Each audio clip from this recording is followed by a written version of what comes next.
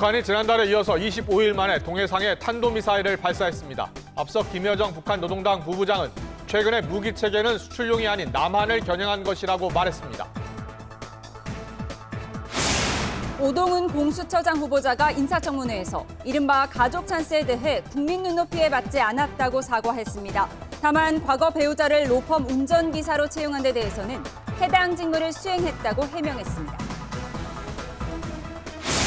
더불어민주당에서는 우원식 의원이 국회의장 후보에 선출된 것을 두고 당내 명심 논란으로 몸살을 앓고 있습니다. 국민의힘에서는 전당대회 시기와 규칙에 대한 검토에 박차를 가하고 있습니다. 법정 공방에서 이긴 정부가 전공의들에게 의료 현장에 복귀해달라고 촉구했습니다. 하지만 의료계는 필수 의료에서 의사들이 떠나게 될 판결이라고 맞서면서 갈등은 이어지고 있습니다. 뺑소니 의혹을 받는 트로트 가수 김호중 씨의 소속사와 자택을 압수수색한 경찰이 증거물 분석에 주력하고 있습니다. 경찰은 김 씨와 회사 측이 범행을 조직적으로 은폐했는지를 따져보고 있습니다. 김밥과 자장면 등 대표적인 외식 메뉴 5개 품목이 서울 지역을 중심으로 또 오른 것으로 나타났습니다. 김밥은 1년 전보다 7.7% 올랐고 냉면 한 그릇은 12,000원에 육박합니다.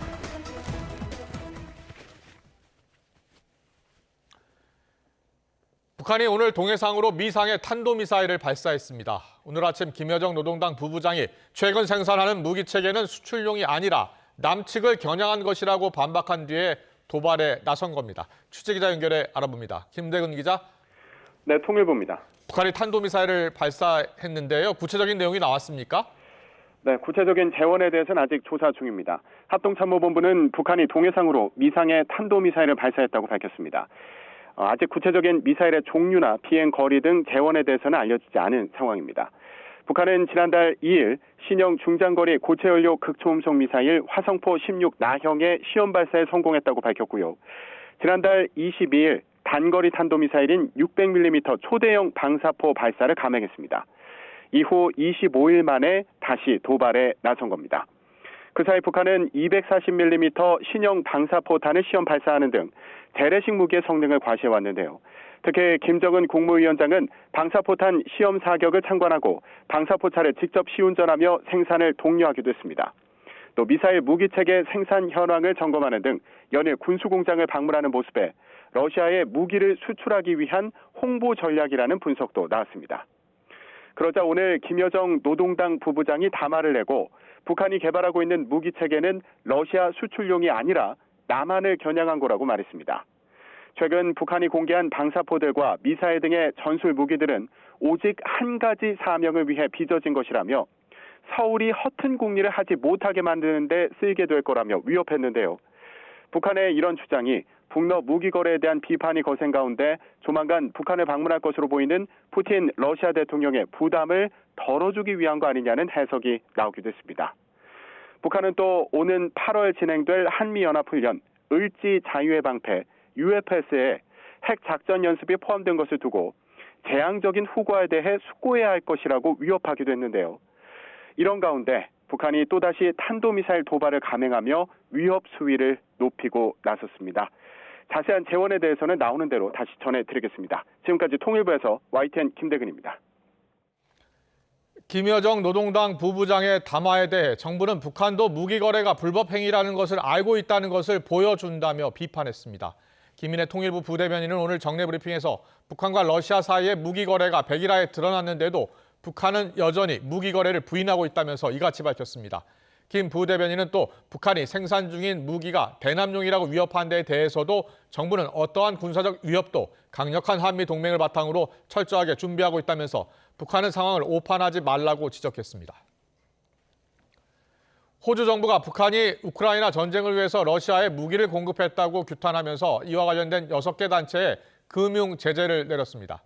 페니 웡 호주 외교부 장관은 현지 시간 17일 성명을 통해서 호주는 국제 파트너들과 협력해서 북한의 대러시아 무기 및 관련 물자 공급과 관련된 6개 단체에 대해 금융 제재를 부과했다고 밝혔습니다.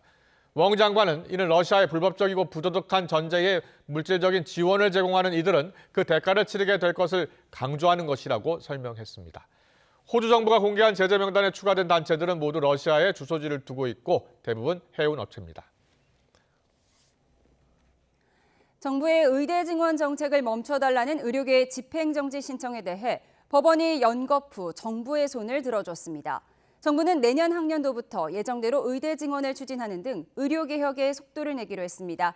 반면 의료계는 아쉬운 결정이라며 대법원에 재항고장을 제출하고 대응책 마련에 나섰습니다. 취재기자 연결해 알아보겠습니다. 이문석 기자. 네, 사회부입니다. 네, 법원 결정이 정부의 의료개혁 추진에 동력이 됐군요.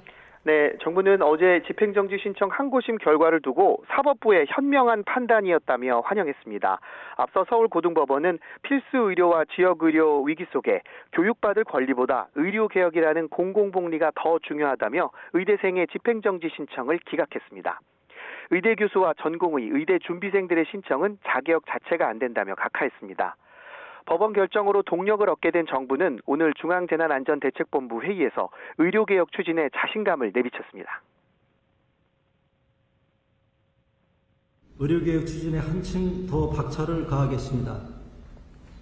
의료진 확충에 이어서 지역 의료 강화, 의료사고 안전망 강화, 공정한 보상체계 확립 등 4대 과제를 속도감 있게 추진해 나가겠습니다.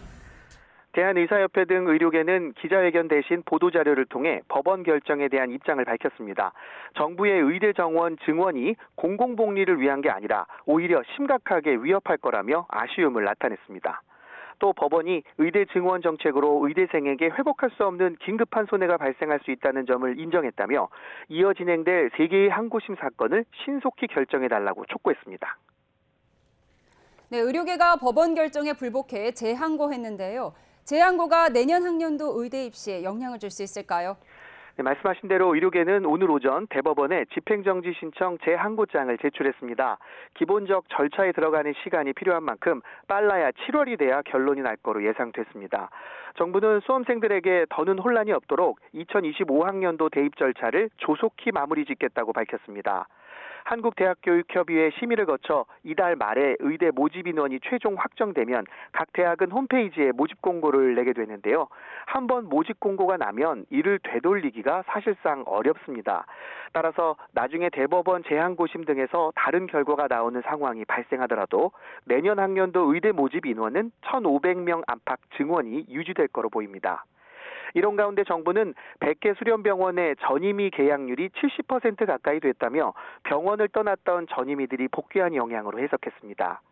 전임의는 전공의 다음 단계로 전문의 자격을 취득한 뒤 병원에서 환자를 진료하고 연구도 하는 의사를 말합니다. 또 다음 주부터 전공의들이 수련기간을 이탈한 지 3개월이 돼 진로에 불이익이 생길 수 있다면서 신속히 복귀해달라고 호소했습니다. 그러면서 부득이한 사유로 휴가나 휴직한 경우 사유를 수련병원에 제출하라고 요구해 구제 가능성을 내비치기도 했습니다. 지금까지 사회부에서 YTN 이문석입니다. 국회에서는 지금 오동훈 고위공직자 범죄수사처장 후보자의 인사청문회가 열리고 있습니다. 법원이 정부의 의대 증원 정책에 손을 들어준 걸 두고는 여야의 미묘한 입장차를 드러내고 있습니다. 취재기자 연결해 자세히 알아보겠습니다. 강민경 기자. 네, 국회에 나와 있습니다. 네, 먼저 국회 상황부터 짚어보도록 하겠습니다. 지금 오동훈 공수처장 후보자의 인사청문회가 열리고 있죠. 윤 대통령의 첫 공수처장 후보 지명자인데 현재 분위기 어떻습니까? 네, 오늘 청문회에서 오동훈 공수처장 후보자는 자신을 둘러싼 의혹을 대부분 인정하는 모습을 보였습니다. 판사 재직 시절 직업을 가리고 국회의원 후보자에게 정치 후원금을 기부한 의혹을 묻는 민주당 박용진 의원의 질의에는 이렇게 답했습니다. 제가 그렇게 기재한 건 아닙니다. 제가 어떻게 그렇게 기재됐는지 지금 오래된 일이라서 기억은 못합니다만 실무자가 그렇게 기재한 거 아닐까 실망입니다. 싶습니다. 왜 그 자리에다가 자기 직업을 속이고 자영업자라고 써요. 저는 그것도 실망스럽습니다. 오 후보자는 또 증여세를 줄이기 위해 딸에게 재개발 지역 땅을 편법 증여했다는 의혹이 사실이라고 인정하면서 국민 눈높이에 맞지 않았다고 사과했습니다. 법무법인에서 배우자를 전담 운전기사로 채용해 급여를 받게 했다는 의혹 역시 송구하게 생각한다면서도 아내가 송무 지원, 운전기사 같은 한 명분의 직무는 수행했다고 해명했습니다. 민주당은 오 후보자에게 최상병 사건 수사 의지가 확실히 있는지 여부도 질의했는데요. 오 후보자는 최상병 순직 사건은 법과 원칙에 따라 수사하겠다면서도 특검법 질문에는 기본적으로 국회의 입법권이 존중돼야 한다는 입장을 밝혔습니다. 반면 국민의힘은 오 후보자를 두고 소위 선을 넘는 문제는 없다는 입장입니다. 오히려 청문회 자리를 빌려 최상병 특검법은 불필요하고 공수처 수사로도 충분하다는 기존 입장을 재차 강조하고 있는데요. 함께 들어보시죠. 수사 진행 속도나 상황을 보면 제가 알고 있고 그동안 제가 국회의원이 되고 나서 법사위에 있으면서 2년간 지켜봐왔던 다른 사건에 비해서는 저는 수사 속도도 느리다고 보여지지 않습니다. 네, 어제 결정된 의대 증원 집행정지 기각을 둘러싼 여야 반응은 어떻습니까? 네, 집권 여당인 국민의힘은 법원이 합리적이고 당연한 결정을 내렸다며 이제 의료계에도 현장으로 돌아오라고 촉구했습니다. 추경호 원내대표의 발언 직접 들어보시겠습니다. 사법부의 판단이 모든 문제를 해결할 수 있는 것은 아니지만 더 이상 국민들께서 혼란을 느끼시지 않도록 정부와 긴밀한 협조 체제를 이어가겠습니다. 민주당 역시 원칙적으로는 의대 증원이 필요하다는 입장이지만 정부가 이 사태를 수습하지 못한다는 부분에 초점을 맞췄습니다. 직접 들어보시겠습니다. 사법부 판결에 의료계가 반발하면서 의정 갈등이 또다시 원점으로 돌아갔습니다. 의료 현장의 혼란 그리고 국민 불안을 불식시키고 결론 없는 무능한 정책도 국정도 이제는 끝내야 됩니다. 야당은 특히 의정 갈등 과정에서 필수 의료 논의와 국민 건강권은 철저히 무시되고 있다며 여야정과 의료계의 사자 협의체를 하루빨리 가동해 문제를 해결하자고 촉구했습니다. 네, 이어서 당 상황도 각각 짚어보도록 하겠습니다. 먼저 민주당은 22대 전반기 국회의장 후보로 우원식 의원이 선출된 데 대해 여진이 이어지는 분위기죠. 네, 유력 후보로 꼽혔던 추미애 당선인을 꺾고 우원식 의원이 국회의장 후보가 된 것을 두고 강성 지지층들이 특히 강하게 반발하는 기류입니다. 당원들의 뜻과 이재명 대표의 의중, 즉 당심과 명심 모두 추미애 당선자에게 있었다는 게 이들의 시각입니다. 정청래 최고위원이 대표적인데 정 최고위원은 오늘 최고위원회의에서 상처받은 당원과 지지자들에게 미안하다고 말했습니다. 어제 의장 경선 직후 SNS에 당원이 주인인 정당 아직도 갈 길이 멀다고 쓴 것도 같은 맥락으로 일으킵니다. 그러자 우 의원은 최고위원으로서 부적절한 발언이었다고 맞받았습니다. 직접 들어보시겠습니다. 정청래 최고위원은 상당히 책임 있는 국회의원인데 네. 그렇게 얘기하는 건 저는 적절치 않다. 오히려 우리 당선자들의 판단과 네. 당원들을 이렇게 분리시키고 그거를 갈라치게 하는 그런 게 아닌가.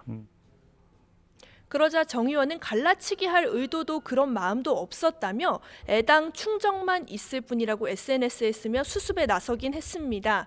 그러나 정 의원이 앞장서 내부 반발 기류가 존재한다는 걸 표면 위로 드러낸 만큼 22대 국회 개원 전 당심을 다시 하나로 모으는 건 민주당의 숙제가 될 걸로 보입니다. 우 의원은 오늘 아침 당원과 소통하겠다고 강조했는데 이 역시 내부 갈등 수습을 시도하려는 의도라는 해석이 나옵니다.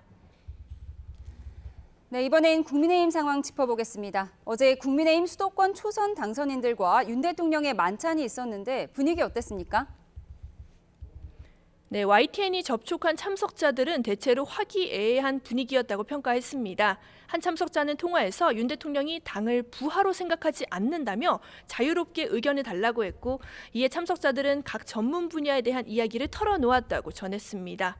한편 비대위 체제를 가동 중인 국민의힘에선 한동훈 전 비상대책위원장의 전당대회 출마 여부가 여전히 최대 화두입니다. 당사자인 한 전 위원장은 출마나 향후 입장 표명 여부에 대한 입장을 내놓지 않고 있습니다. 그러나 최근 당내에서는 한 전 위원장의 책임론이 크지 않다라는 공개 발언도 나왔는데요. 한동훈 전 위원장의 재등판을 위한 시동 차원 아니냐는 해석이 나왔습니다. 직접 들어보시겠습니다. 한동훈 위원장이 당을 이끈 건 고작 100일밖에 되지 않습니다. 그렇기 때문에 한동훈 위원장에게 책임이 더 크다고 얘기하는 것 자체가 그 안에 어떤 정치적인 함의나 노림수가 들어있다고 저는 봐요. 한 전 위원장의 출마를 달가워하지 않던 친윤계가 미묘한 입장 변화를 보이고 있다는 관측도 주목할 대목입니다. 여당 측 관계자는 YTN과 통화에서 한 전 위원장이 당대표에 당선되고 톤을 바꿀 수는 없으니 친윤계 역시 고민하고 있는 거라고 분위기를 전했습니다. 이 밖에 당권 주자로 거론되는 나경원, 윤상현 의원은 최근 당 안팎에서 세미나를 열며 세력 결집을 위한 몸풀기에 나서는 모습입니다. 유승민 전 의원 역시 최근 잇따라 윤 대통령과 친윤계를 비판하며 존재감을 드러내고 있는데요. 어제는 광주를 찾아가 5.18 민주무역도 참배한 만큼 앞으로 활동 반경이 더 넓어질 수 있다는 관측이 나옵니다. 지금까지 국회에서 YTN 강민경입니다. 국민의힘 추경호 원내대표는 최상병 특검법 재의결 시 이탈표가 나올 수 있다는 일각의 전망에 대해 대부분 의원이 당 기본 입장에 변화 없이 함께하고 있다고 말했습니다. 추 원내대표는 원내대책회의 뒤 기자들과 만나 의원들 전체가 당론을 지키자는 데 큰 틀의 입장 변화가 없다며 이같이 밝혔습니다. 이어 안철수 의원 등 일부가 특검법에 찬성 입장을 밝힌 건 두고는 공개적으로 의견을 얘기하는 의원과도 대화할 예정이라고 덧붙였습니다. 더불어민주당은 국회를 통과해 정부로 이송된 최상병 특검법에 윤석열 대통령이 오는 21일 거부권을 행사할 경우 당선인 전원이 규탄 대회를 준비하겠다고 밝혔습니다. 황정화 대변인은 최고위원회의 뒤 기자들과 만나 최상병 순직 사건 수사에 대한 대통령실의 외압 의혹 정황이 계속해서 언론을 통해 공개되고 있다며 이같이 말했습니다. 이어 특검 거부는 곧 대통령의 범죄 은폐 시도이자 대통령이 수사 외압의 몸통임을 증명하는 거라고 주장했습니다.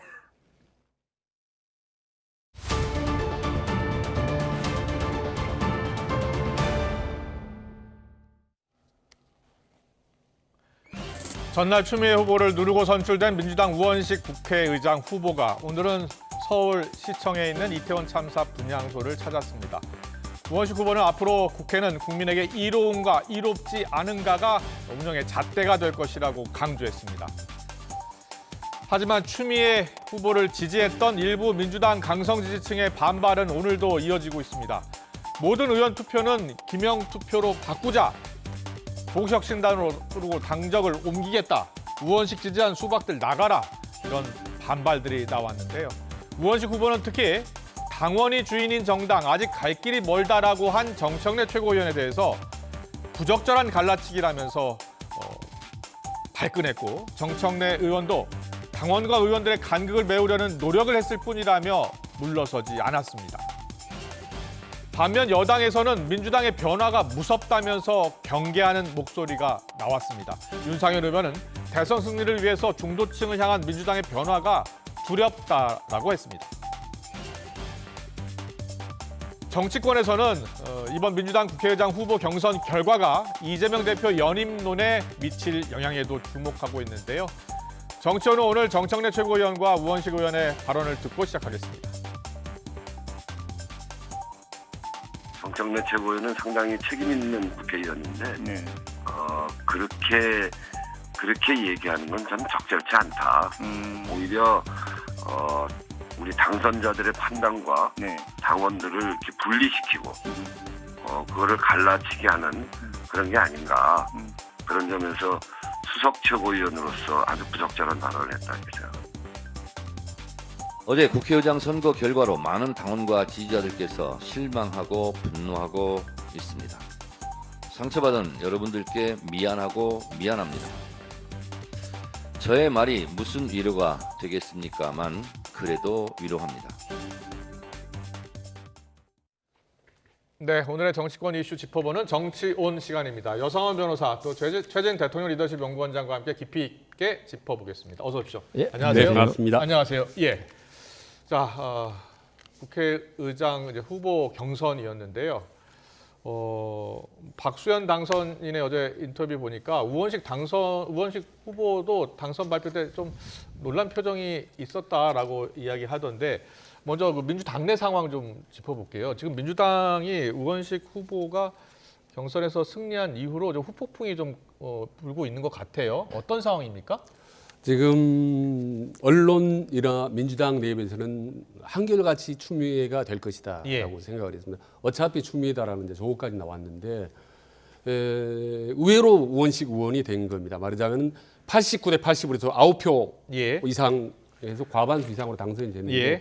원래 어느 한쪽이 당선되면 약간의 탄성도 나오고 박수가 나오기 마련인데 예. 전혀 아무 소리도 나지 않고 오히려 침묵이 흐를 정도로 예. 아주 미묘합니다. 그래서 이변이 단순히 침묵 이상 이후로 예. 벌써 오늘까지 그리고 이후로도 당분간에 상당히 좀 민주당 내부에 좀 뒤숭숭한 분위기, 예. 어떤 소리 없는 분열의 어떤 흐름, 소리들이 좀 들리지 않을까. 일부 분석에 따르면 초선 그룹과 네. 이번에 당선인 그룹과 재선 이상 그룹 사이에 좀 지지 후보가 달랐다 이런 이야기가 있던데 맞습니까? 저는 이제 친문계나 혹은 친명계 일부에서 저는 이탈을 했다고 봅니다. 예. 친문계에서는 아시다시피 이제 문재인 대통령 가까운 측면인데 그동안에 예.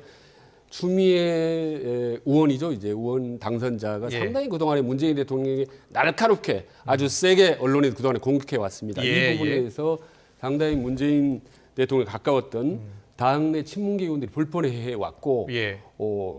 그리고 또 하나는 이제 친문계, 친명계 말하자면 이재명 대표 핵심 측근들 중에서도 예.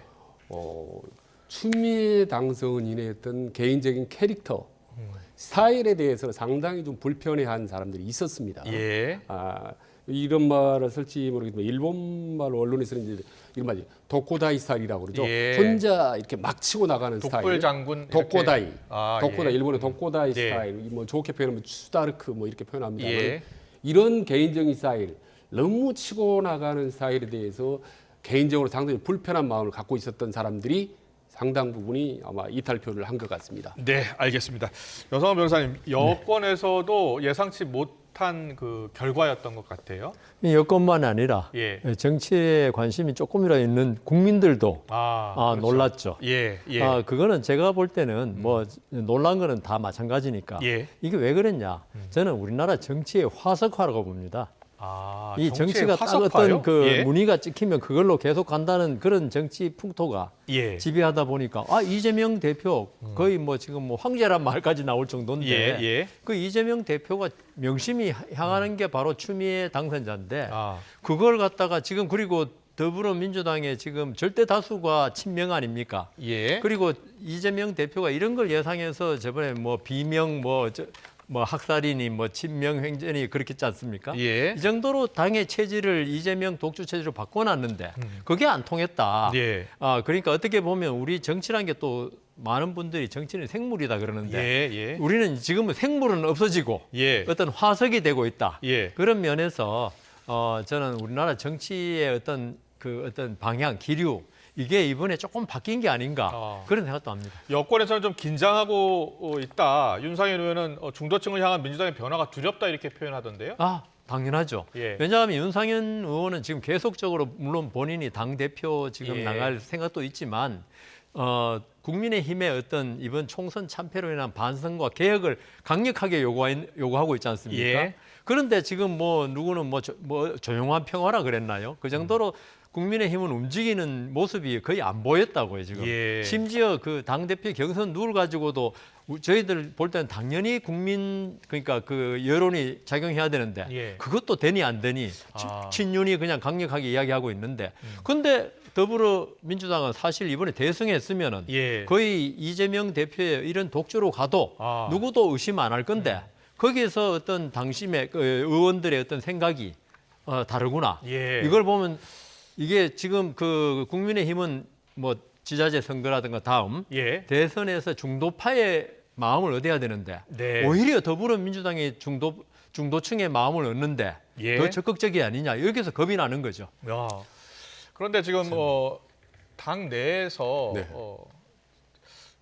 예를 들어서 지금 우원식 의원 같은 경우에는 추미애 후보가 실망을 많이 했겠지만 표현을 안 하더라라고 하면서 일단 당내 통합을 위해서 좀 애쓰는 모습이긴 한데 정청래 최고위원은 당원들에게 미안하다라는 표현을 하면서 앞으로 똘똘 더 뭉쳐야 한다라는 표현을 했거든요. 지금 당내에서의 어떤 갈등 그런 내용 상황은 어느 정도 수준이라고 보세요? 지금 갈등이 상당히 많이 있는 것처럼 보이는데요. 예. 저 갈등이 과연 이재명 대표에게 크게 타격을 가하느냐? 저는 그건 아니라고 봅니다. 예. 원내대표에서 이미 명심이 작동을 했고 만약 이번에 국회의장도 명심이 그대로 작용했다면 또다시 이재명 대표가 당 대표를 한 번 더 하는데 상당히 비판적인 여론이 많았을 겁니다. 예. 아마 오히려 그런 점에서 겉으로는 상당히 분열이라고 하는 것 같지만 내부적으로 오히려 이재명 대표에게는 네. 오히려 실보다 득이 더 많지 않을까라고 그렇게 하고 보시는군요. 예, 또 하나 분명히 말씀드린 것은 결과론적인 얘기하지만 명심이 과연 추미애였는가라는 생각이 듭니다. 왜냐하면 예. 국회의원총회에서 뽑기 하루 전날 우원식 의원이 뭐라고 얘기했습니까? 이재명 대표가 개인적으로 전화를 해서 나한테 이런 얘기를 했다. 형님이 딱 적격이요. 예. 라고 얘기를 했거든요. 그날 아침에 그렇습니다. 투표하는 날 아침에 예. 라디오 인터뷰에서 이렇게 얘기했죠. 그러면 국회 우원식 의원이 5선 의원인데 없는 말을 했을 리가 없습니다. 네. 그리고 곧바로 이재명 대표가 이건 아니다라고 할 수도 있는데 아무 말도 않고 침묵을 지켰습니다. 네. 그래서 형님이 딱 적격이요라는 말이 그동안에 망설이던 친문으로 하여금 예. 반란표를 던지는데 힘을 작용한 거라고 저는 봅니다. 그렇게 보시는가요? 그러면 지금 당원 게시판에서는 강성지층의 반발이 만만치 않은 상황이던데요. 그 와고라가라고 반발을 많이 하는데 예. 이런 상황 결국은 민주당의 혹은 이재명 대표가 오히려 실보다는 득이 더 많다고 보는 거죠. 그러면 이재명 대표의 진짜 명심은 추미애 당선인이 아니라 우원식 의원에게 있었다 이렇게 보시는 거죠? 아닙니다. 저는 이제 이른바 고난도 이중 플레이라고 봅니다. 예. 추미애 의원도 힘을 실어주면서 막판에 슬쩍 더 저 정도 고난도의 플레이면 사실 국회의원들 재선 3선이면 다 눈치챕니다. 그렇게 보시는군요. 그 정도로 돼요. 예. 저 정도 플레이는 고수 정도면 충분히 할 수 있는 프로죠. 예, 알겠습니다. 일단 이재명 대표 입장에서는 더 득이 될 것이다 이렇게 분석을 해주셨어요. 좀 전에 예. 이 우원식 예. 의원에게 하신 말씀을 이재명 대표의 명심이 그리 향한 거 아니냐. 예. 근데 그렇게 볼 수 있지만 저는 어떤 덕담 수준이 아닐까. 덕담이었을 것이다. 그리고 지금 이재명 대표의 가장 큰 약점은 예. 적자 운동권 출신이 아니라는 겁니다. 예. 그런 면에서는 추미애 당선자도 적자 운동권 출신이 아닙니다. 판사를 지내고 했는 부분에서. 예. 그래서 이재명 대표가 사실 뭐 지금 유력한 뭐 대선 후보고 하지만은 예. 어떤 적자 운동권에 대해서 약간의 열등감을 가지고 있지 않느냐. 네. 그걸 추미애 당선인 국회의원 당선자로 하여금 보충하는 그런 역할을 가지고 있고 근데 결과가 저는 이재명 대표에게 대표로 나간 데는 확실히 도움이 된다고 생각합니다. 이번 아까 좀 전에 개딸 이야기도 하셨지만 아마 친명 결집이 훨씬 강해질 것 같습니다. 이번 대표 선임에 있어서는. 그리고 아까 말씀하신 대로 당 대표가 저는 뭐 이게 친명이냐 찐명이냐 진명이냐 차이지 뭐 크게 차이는 없지만 그래도 밀었던 추미애 당선이 안 됨으로 해가지고 이재명 대표가 당 대표가 다시 되는데 상당히 도움이 될 것이다. 저는 그렇게 생각합니다. 그렇죠. 그러니까 결론적으로 저 생각하고 좀 비슷한 건데 그렇군요. 지금 이재명 대표의 머릿속에는 오로지 저는 대선밖에 없다고 봅니다. 그래서 이제 윤상현 의원이 뭐 민주당이 무섭다라고 하는 것도 지금 어떻게 하면 누가 당 대표가 되는 것이 본인의 대권에 2027년 대선에 유리할 거냐라고 판단한다면 그렇군요. 솔직히 당내에서 쉽게 그건 해답이 나올 수가 있거든요. 그렇다면 일부 해석에서 민주당 내 친명 단일 대우가 균열이 생겼다라는 일부 해석이 있긴 한데 그렇게 보지 않으시는 거죠? 겉으로는 균열인 것 같지만 실제로는 상당히 도움이 되는 균열인 거죠. 그렇군요. 저도 도움이 되는 동의합니다. 균열도 있군요.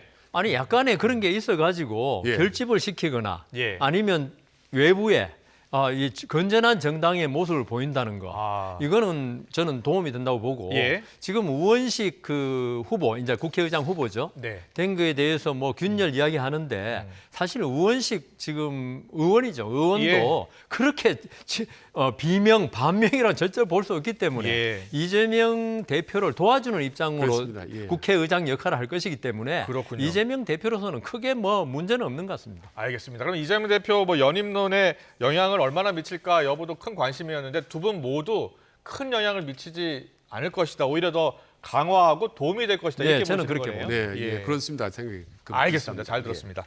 자, 이런 가운데 더불어민주당 이재명 대표 일극 체제 우려의 목소리도 있었는데요. 지금 뭐 두 분은 당대표 연임에는 큰 문제가 없을 것이라고 보고 있는데 김경수 전 경남지사가 이틀 뒤에 잠시 귀국한다는 이야기가 있습니다. 그래서 경남도지사 김경수 지사 역할론에 대한 이야기도 나오고 있는데요. 영상으로 만나보고 오겠습니다.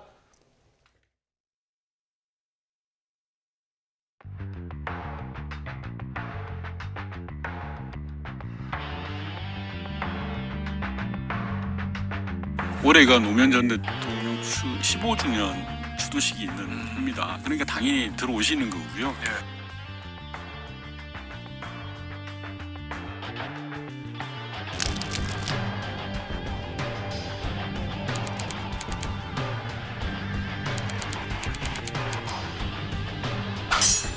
신경 쓸 일이 뭐가 있습니까? 많은 후보들이 나와서 국민들로 하여금 어떤 선택의 기회도 생기는 거고 그렇기 때문에 나쁘지 않다고 봅니다.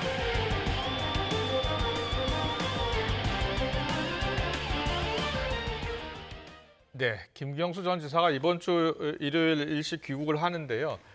앞서 잠깐 제가 영상으로 전해드렸습니다만 박지원 당선자가요. 네. 윤 대통령이 이제 복권도 해줘야 되는 것 아니냐라고 이야기를 했어요. 뭐 앞으로 뭐 대선까지 기간이 좀 남아 있긴 합니다만 윤 대통령이 복권해줄 가능성도 있다고 보세요?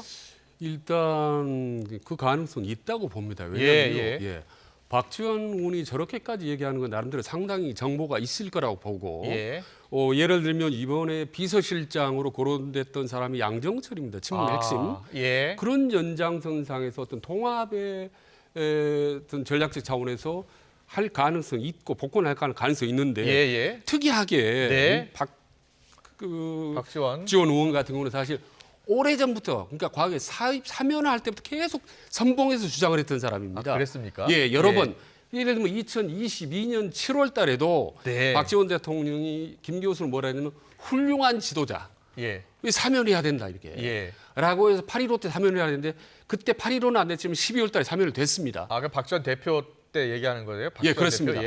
본인 박지원 전 국정원장 시절에. 국정원장 시절에. 그래서 지금도 계속 하고 사면을 해라가 아니라 사면될 것이다라고 확신한 것은 나름대로 상당히 정보를 입수하고 자신 있게 얘기를 하지 않는가 저는 생각합니다. 여성환 변호사한테 여쭤봐야 되는데 윤석열 대통령이 경남지사 김경수 경남지사를 사면해줬고 복권해줄 가능성도 있다고 보세요?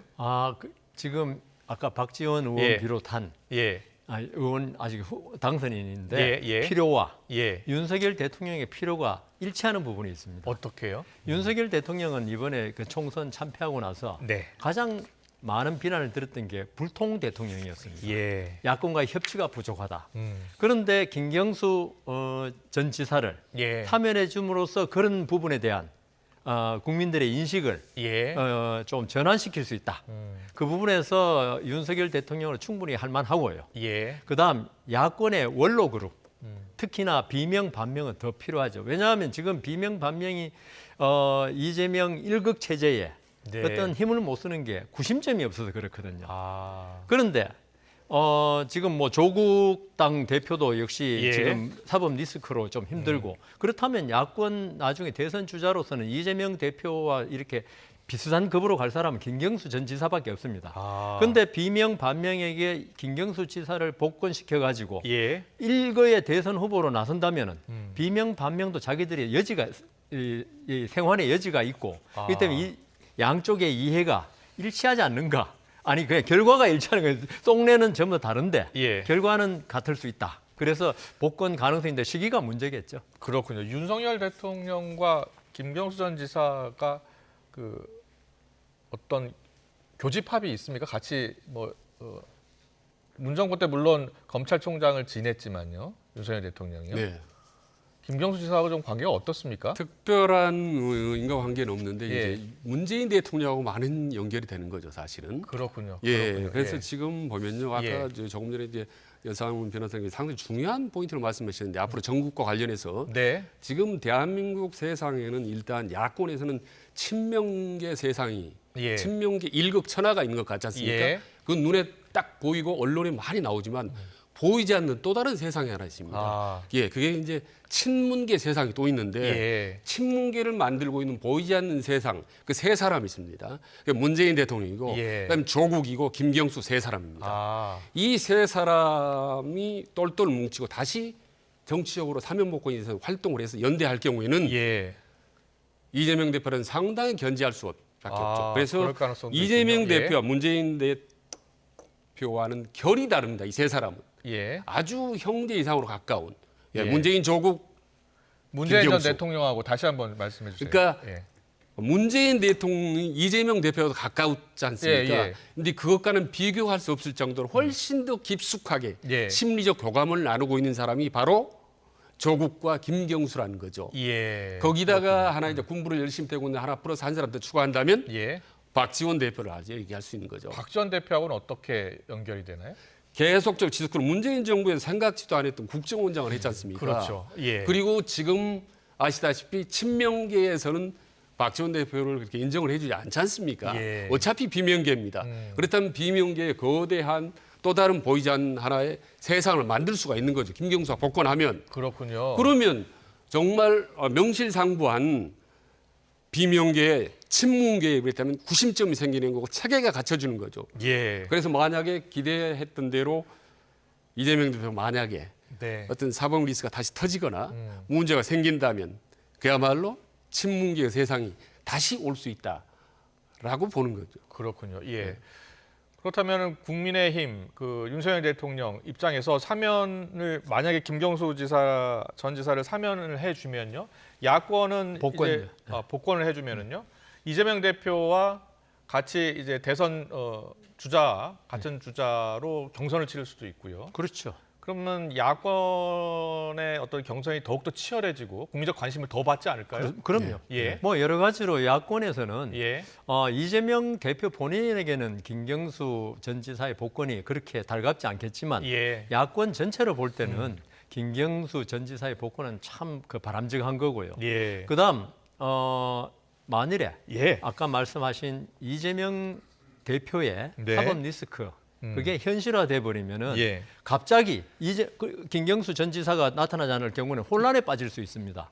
이게 대권 주자를 갖다 항상 정치는 대권 주자를 중심으로 뭉치는 거 아니겠습니까? 그런데 김경수 전 지사를 복권시켜 가지고 대선 주자급을 올려놓으면은 그 위기에 대응할 수 있는 거죠. 물론 친명이 그걸 그대로 받아들일지 그거는 앞으로 가봐야 알겠지만은. 야권으로서 보험 하나 확실히 들어놓는 거죠. 그러니까 김경수를 복권하면 윤석열 대통령 입장에서는 통합이라는 이미지도 극대화시킬 수 있고 또 야권을 분열시킬 수 있고 그래서 복권을 하는데 대통령이 용산에서 이재명 대표 눈치를 본다라는 이제 기사들이 좀 몇 군데 나오고 있습니다. 그렇군요. 그래서 김경수 복권이 상당히 여러 가지 복합적인 여러 가지 폭탄을 안고 있는 셈이죠. 자, 그렇다면 뭐 대선 기간이 워낙 길게 남았기 때문에 그럼 시기는 언제쯤이 될 것으로 예상하세요? 복권의 시기 말씀이죠. 근데 이거는 이제 서로 이제 정치적으로 미묘하게 서로 조율을 할 겁니다. 왜냐하면은 대통령이 김경수로 복권을 해준다는 건 상당히 어떻게 보면은 큰 걸 하나를 파일을 주는 거거든요. 그렇다면 야권으로서 이를테면 문재인 대통령부터 뭔가 얻어내야 되지 않습니까? 앞으로 그럼 국회 과정에서 상당히 재상병권이라도 김건희 특검이라도 여러 가지 현안들이 많지 않습니까? 그럼 어떻게 보면 이 과정에서 미묘하지만 빅딜이나 협상이 이루어질 수도 있는 거죠. 왜? 아주 민감한 부분이지만 이런 게 이제 정치적 고단수의 정치인 거죠. 제 생각에는 김경수 전 지사 같은 경우는 2년의 실형을 살았거든요. 그리고 대통령 선거에 개입했다는 그런 걸로 살은 거 아니겠습니까? 드루킹 댓글 조작 사건이었습니다. 이걸 갖다가 그대로 뭐 야권 분열책이라든가 소통 보여주는 식으로 하기에는 좀 힘들 것 같습니다. 그래서 윤석열 대통령으로서는 명분을 충분히 쌓을 수 있는 기회가 필요하거든요. 그 기회가 오면은 할 수 있을 것입니다. 아까 말씀하신 대로 여권의 어떤 문제, 그다음 야권의 문제를 딜하면서 그러니까 우리가 화합 차원에서 해준다 이렇게 돼야지 덜렁 그냥 뭐 박지원 야권에서 특히 이재명 대표를 비롯해서 친명계에서 강하게 반발하겠죠. 야권 분열책이라고요? 친명계가 강하게 반발하지는 못할 겁니다. 왜요? 왜냐하면 물론 친문은 맞지만은 지금 문재인 대통령을 갖다 만들어내고 그 후신으로서 사실 이재명 대표까지 대통령 후보까지 됐지 않습니까? 그렇기 때문에 겉으로는 강하게 반발하지 않을 것이다. 대놓고는 반발 못하죠. 대놓고 공개적으로 반발할 수가 없죠. 자기 편인데. 겉으로는 반발할 수 없어도 속으로는. 그럴 수는 있죠. 친명 또는 진짜 수박들은 진짜 반발할 수 있죠. 아까 우리 최 원장님 말씀대로 이게 제가 봐도 이게 윤석열 대통령의 한수라는 게 보이거든요. 예. 근데 그걸 갖다가 친명들이 그대로 받아들이는 거 심정적으로 그건 힘들지 않을까요? 그럴 수 있겠네요. 알겠습니다. 물론 가정입니다. 예. 국민의힘 상황으로 넘어가겠습니다. 국민의힘 비상대책위원회가요. 차기 지도부 뽑는 전당대회 논의 시작하면서 당권 주자들도 하나하나 움직이고 있고요. 여러 목소리들이 나오고 있습니다. 한동훈 전 비대위원장 등판설 두고 어떤 이야기 나오고 있는지 들어보겠습니다.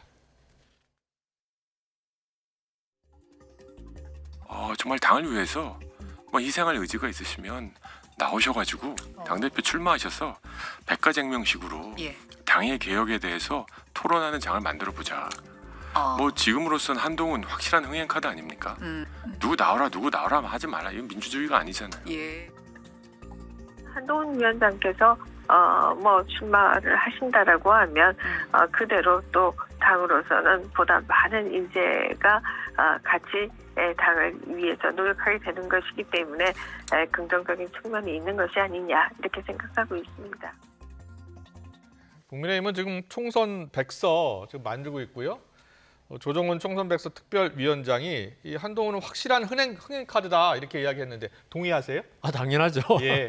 한동훈만큼 지금 이제 유력한 게 유승민, 그다음 나경원, 그다음 윤상현 의원도 나온다. 그다음 안철수 이런 식으로 돼 있는데 거기는 좀 고만고만해요. 네. 그런데 한동훈 전 위원장은 지금 여론조사상은 26%입니다. 네. 그 유승민 전 의원이 28%고 그리고 상징성이 있잖아요. 그리고 윤석열 대통령과 조금 이렇게 서로 이렇게 견제를 했다는 그런 상징성이 있기 때문에 윤심을 희석시킬 수 있고 이런 면에서 이거는 흥행 카드가 분명히 되고 제가 생각에는 특히나 한동훈, 나경원 전이면은 결승전이 아주 재미가 있지 않을까 싶습니다. 예. 그런데 홍준표 대구시장이 연일 비판하잖아요. 예. 그거는 홍준표 시장으로 당연하죠. 홍준표 시장에 지금 지방에 낙향하고 있지만 본인의 큰 꿈은 2027년 대권 아닙니까? 그렇겠죠. 그런 상황에서 한동훈 전 위원장이 당 대표 되고 자기 입지를 넓힌 다음에 공천권, 그다음에 2026년에 지방자치 공천권 이런 걸 가진다면 국민의힘을 한동훈 위원장의 어떤 영향력에 둘 수 있다. 그러면 대권 후보의 경선에서 아무래도 불리하죠. 그렇군요. 그럼 견적으로 던져야죠. 그런데 한동훈 전 비대위원장 입장에서는요. 지금 당대표에 도전하는 게 향후 정치적인 입지를 위해서도 좋다고 보세요? 저는 당연합니다. 왜냐하면은 좋고 안 좋고를 떠나서 한동훈 위원장이 본래 정치하겠다고 그랬어요. 위원장 들어올 때 자기는 이제 그 법무장관 검사가 아니고 그런데 이번 기회가 아니면 있죠. 내년 4월에 지금 국회의원 재보선이 있을 수도 있는데 지금 이 법원에 재판하는 거 보면 1년 내에 끝나는 거 아무것도 없어요. 공직선거법이. 그렇군요. 그러면 그거 아직 멀었죠. 그다음에 2026년 지자체 선거에 서울시장 후보 그것도 아직 멀었고요. 정치인은요 1년 정도만 안 떠나 있어 버리면은 DJ나 YS 같이 항상 정치하는 사람은 몰라도 잊혀집니다. 그래서 그 한동훈 위원장은 정치하겠다고 기왕 마음 먹었으면 이번 당대표 선거에 나와야지 잊히지 않는 사람이 되지.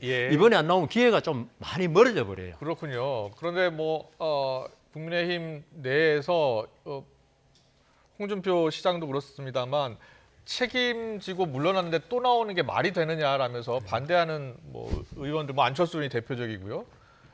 그런 주장도 많아요. 그런데 실제로는 지금 여성원 변호사 말씀대로 지금이 아니면 어려울 수도 있다. 동의하세요? 네, 동의합니다. 전반적으로.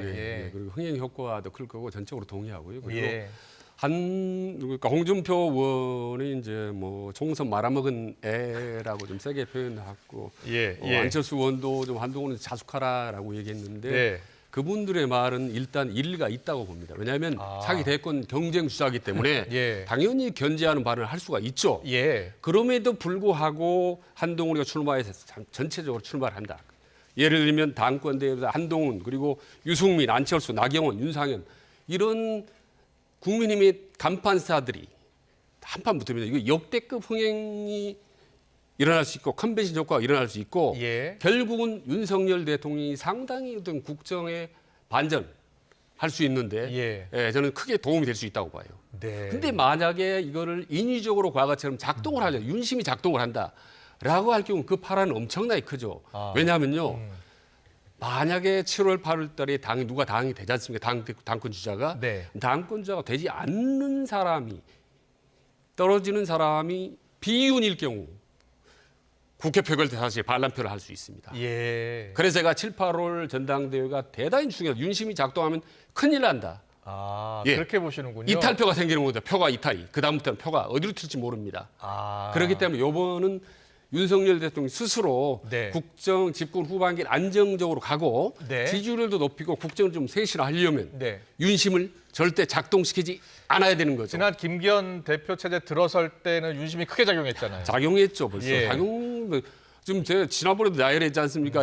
유승민 작동했죠. 예. 이준석, 그다음에 예. 나경원, 안철수 예. 다 윤심이 작동된 건 솔직히 다 알지 않습니까? 알겠습니다. 그런데 이번에 정말 쿨하게 작동시키지 않는 특히 한동훈에 대해서. 예, 알겠습니다. 그렇다면요. 지금 한동훈 전 비대위원장이 뭐 각종 여론조사에서 앞서는 조사가 많아서요. 예. 한동훈 전 비대위원장이 만약에 당 대표가 된다면은 예.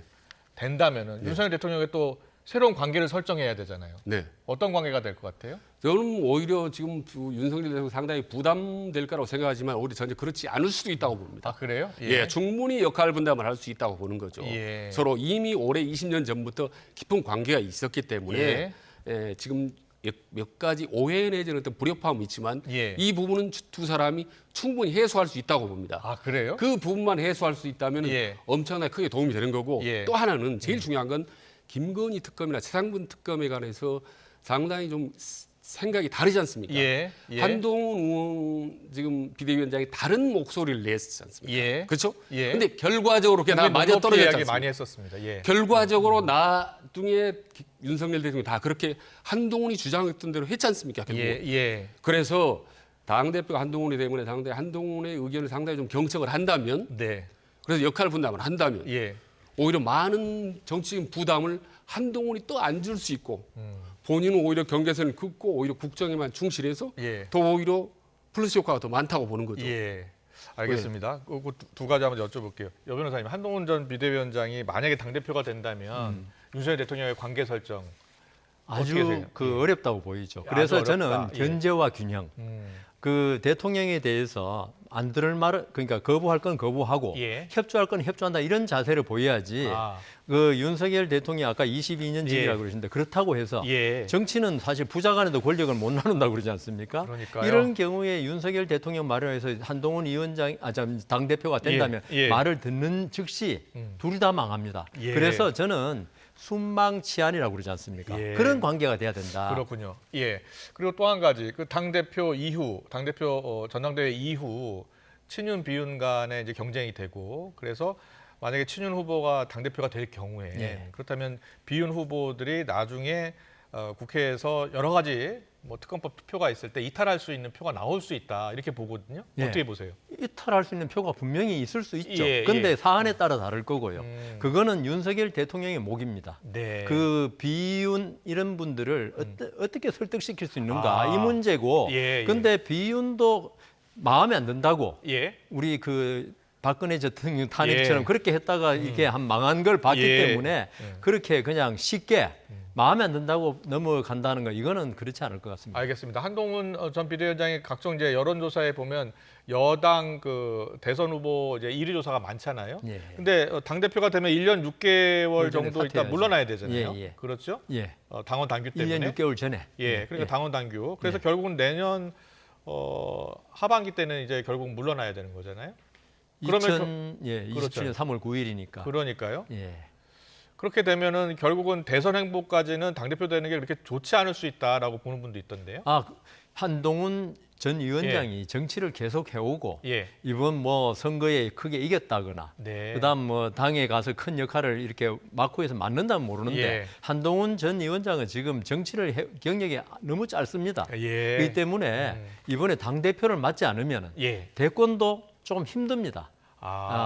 그건 한동훈 전 위원장의 특유한 상황이기 때문에 이걸 일반적으로 1년 6 이재명 대표 같은 경우는 뭐 아무 관계 없어요. 지금 안 맡아도. 그렇지만 한동훈 전 위원장은 경우가 다르다. 그렇군요. 알겠습니다. 최진 원장님, 그 각종 여론조사를 보면 여당 지지층에서는 한동훈 전 비대위원장 지지율이 높아요. 그런데 야당 지지층에서는 또 그렇지 않더라고요. 네. 야당 지지층에서는 한동훈 전 비대위원장이 당대표 되는 데 대해서는 반대가 더 많은가 봐요. 네, 그거는 요즘에는 좀 그래 여야 지지층이 어느 정도 되냐는 크게 중요하지 않습니다. 전체 국민들이 지지를 중요합니다. 그래서 그동안의 여론조사를 쭉 흐름을 보면 민심이 당심을 끌어가거든요. 그러니까 당심 민심을 따라갑니다. 네, 그렇기 때문에 민심이 어느 쪽이냐, 국민 전체 지지를 누가 더 많이 받느냐가 중요하기 때문에 지금은 당심을 겨냥해서 활동을 하고 메시지를 던지기보다는 전체 국민을 향해서 던지는 것이 결국은 당권이든 대권이든 다 유리하다고 봅니다. 네. 이번 당대표 경선에서는 이제 나경원 당선인 열심히 좀 뛰고 있는 것 같아요.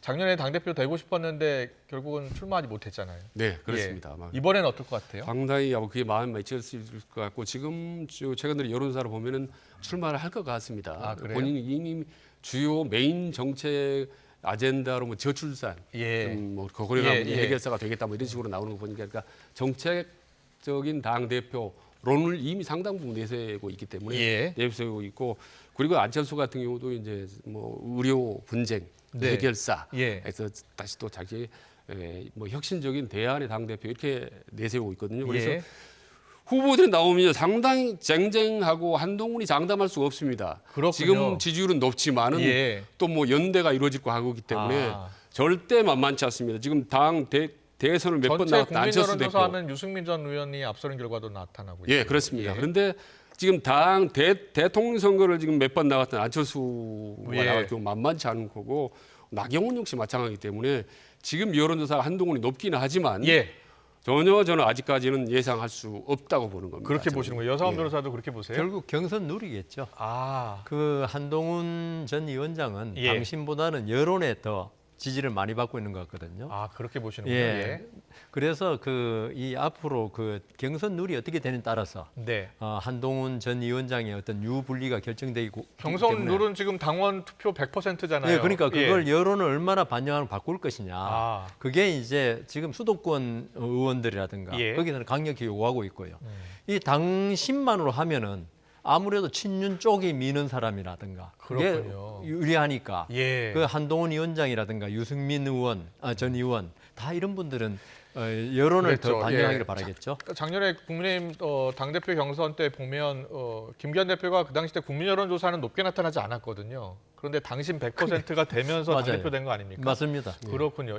그렇다면 이번에도 역시 경선 룰을 어떻게 할지가 중요한데 어떻게 바뀔 것 같습니까? 아니면 그대로 될 것 같습니까? 그런데 황우려 비대위원장 그리고 추경호 원내대표 이게 뭐 완전 친윤인지는 모르지만은 그 친윤에 가까운 사람들 아닙니까? 그러나 이분들이 지금 당 내에는 지금 뭐 친윤이 다수 아니겠습니까? 그래서 이 룰을 바꾸는 데 있어서 아마 당내 그 국회의원이라든가 당선자 이 사람들만으로는 조금 힘들지 않을까. 그 사람들은 오히려 친윤이 되는 걸 원하니까. 그래서 이게 이 유승민 전 의원이라든가 여기서는 밖에서 바람을 좀 불러일으킬 필요가 있는 거죠. 그렇군요. 어떻게 보세요? 어떻게 경선 룰이 바뀔 것 같습니까? 아니면 그대로 유지가 될 것 같습니까? 국민의힘이요. 저는 일부는 좀 바뀔 가능성이 높지 않나 싶습니다. 왜냐하면 친윤을 제외하고 나머지 대다수가 상당히 룰을 바꿔야 된다. 당심의 민심을 좀 가미해야 된다라는 게 대세로 가고 있고요. 그리고 황우여 비대위원장도 상당히 좀 멘트를 보면은 상당히 좀 가변성 있게 얘기를 하고 있습니다. 절대 안 된다라는 식으로 아니고 충분히 의견을 수렴하겠다라고 하고 민심이 좀 필요하다라는 부분도 좀 강조를 하고 있기 때문에 민심을 가미할 가능성이 있고 또 실제로 민심을 제대로 좀 최소한 30% 이 정도로 가미하는 것이 국민의힘뿐만 아니라 그냥 윤석열 대통령에게 도움이 된다고 봅니다. 그렇군요. 그렇기 때문에 이번만큼은 좀 민심의 축제 형식으로 가는 것이 저는 국민의힘이나 모두 여권에게 낫다고 도움이 된다고 봅니다. 네, 국민의힘 전당대회 가장 중요한 게 아무래도 전당대회 경선 룰이 될 것이다. 두 분 다 말씀해 주셨습니다. 여기까지 듣겠습니다. 여상원 변호사, 최진 대통령 리더십 연구원장과 함께했습니다. 잘 들었습니다. 감사합니다. 고맙습니다.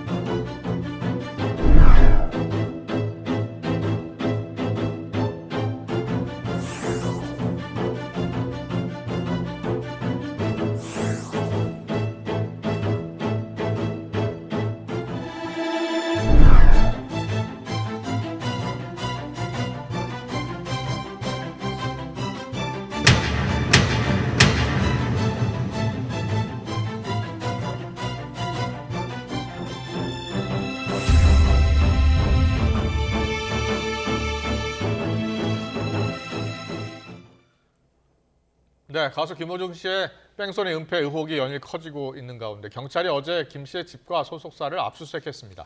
네, 앞으로 증거물 분석을 포함해 수사가 어떻게 전개될지 배상훈 프로파일러와 짚어보겠습니다. 어서 오세요. 어서 오십시오. 예.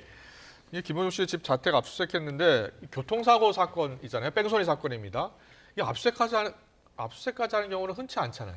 그렇죠. 예. 그것도 사실 한참 뒤에. 예. 그러면 증거에 대한 특정한 형태의 연결 단서를 찾았거나 아니면 뭐 속된 말로 경찰이 열받았거나 말하자면은 예를 들면 어떤 형택은 이게 처음에는 단순히 인정하고 끝낼 줄 알았는데 네. 이게 지금 보니까 여러 사람이 입을 맞춘 정황이 나타난다고 네. 하면은 예. 수사하는 입장에선 사실은 이건 우리를 여러 속였다라고 하는 느낌이 예. 물론 저기 소속사의 사장님도 그런 비슷한 얘기를 하니까 네. 그것까지는 본인들이 다 인정하는 거니까 그럴 경우에는 전체적인 어떤 사건의 큰 얼개를 경찰로서는 다시 재설정할 수밖에 없습니다. 네. 그러니까 압수수색이 예. 들어갈 수밖에 없는 거죠. 예. 그런데 압수수색이 너무 늦은 것 아닌가요? 사고 난 지 벌써 일주일이 지났고 또 압수수색하기 하루 전부터 보도가 나가고 있었어요. 수색할 것이다, 할 것이다. 그러면 숨길 만한 건 다 숨겼을 텐데 이게 남아 있을까요, 증거물이? 없다고 생각하시죠? 근데 경찰들이 그렇게 바보들이 아닙니다. 예. 한 예를 들어보겠습니다. 네. 저 제자가 한 사건인데 다 치웠습니다. 예. 이 사건이 아니에요. 다 치웠는데 예. 그 신발에 묻은 토사물, 그 신발을 못 치운 겁니다. 그 토사물에서 알코올 성분이 나와갖고 예. 역전된 경우가 있습니다. 그렇군요. 그러니까 증거는 항상 남아 있군요. 생각외로 말하자면 본인들은 치운다고 여러 작전을 짜지만은 사실 그걸 찾아내는 경찰들은 사실은 그거보다 훨씬 더 수가 높습니다. 예. 그러니까 지금 찾는 것이 뭔지에 대한 걸 정확히 얘기하지 않습니다. 당연히 그거는 왜냐하면 그렇죠. 예. 옷을 찾을 수도 있습니다. 예. 그때 입었던 옷을. 근데 물론 우리가 세탁하고 버렸을 거라고 생각하지만 바깥에 나간다는 건 두려움이 있습니다. 그러니까 거기 안에 있을 수도 있는 예를 드는 겁니다. 예. 아까 말씀드린 것처럼 만약에 어떤 칩을 완전히 삭제했다 싶지만 삭제한 기록도 어디서 PC에서 또 했을 거 아닙니까? 예. 그것도 찾을 수 있습니다. 그렇군요. 그러니까 예. 이 여러 가지 상황에서 압수수색은 대단히 광범위하게 할 수 있습니다. 알겠습니다. 지금 앞서 잠깐 화면을 봤으면 좋겠는데요. 사고 화면을 보면 상당히 이 택시 운전 기사분이 차에 받치고 지금 입원하고 계시고 전치 2주 진단을 받으셨다고 해요. 굉장히 큰 충돌 사고 아닙니까? 저 정도면. 차가 거의 올라탈 정도고 예. 충격이 지금 보는 저 정도지만 사실은 꽝 하고 뒤로 물릴 정도고 올릴 정도이기 때문에 예. 기사님께서 굉장히 이 경추 예. 같은데 충격 받으셨을 수 있습니다. 그랬을 것 같은데요. 당연히 그러니까 이건 치상이죠. 예, 그럼 바로 원래 딱 멈추고 네. 바로 일단 119에 신고하고 사건 처리를 했어야 되는 거잖아요. 당연한 겁니다. 예. 저게 부분은 아프신 게 다치신 거 없나? 네. 어떤 물피라고 하죠. 물적 피해가 없나 두 가지를 확인했어야 되고 예. 당연히 여기서 멈춰서 예. 확인을 했어야죠. 예. 네, 이렇게 확인을 안 하고 제대로 사고 후 처리를 하지 않고 도주한 것에 대해서 음주가 아니라 공황장애 때문이다라는 주장을 반복하고 있어요. 공황장애라고 보십니까? 글쎄요, 이제 지금 그 뒤에 나온 말하자면 가속해서 나가서 오른쪽으로 빠져서 200m 뒤에서 무엇인가 김호중 씨가 전화를 하고 하는 장면이 있습니다. 나왔습니다. 저희가 화면 준비했는데 전화하는 장면이 있어요. 예. 근데 거기서 놓치신 게 뭐냐면 오른손을 전화하는 장면 좀 보여주세요. 오른손에 손을 넣고 손가락을 깔짝깔짝 이 표현을 그러니까 이건 의태어 비슷한 겁니다. 네. 이렇게 하거든요. 예. 공황장애는 네. 중추신경이 어는 걸 얘기합니다. 우리가 당황해서 말하자면 저기 손가락을 깔딱깔딱하는 형태가 되면 말초신경부터 확인하거든요. 예. 저기 보시죠. 네. 오른손 넣고 가시죠. 예. 그래서 주머니 속에서 보이는 저 움직임을 말씀하시는 거죠? 저런 형태죠. 그러니까 공황장애가 있는 분들은 보통 어떻게 되냐면 우리가 심리적으로 부동이라고 해서 얼어버립니다.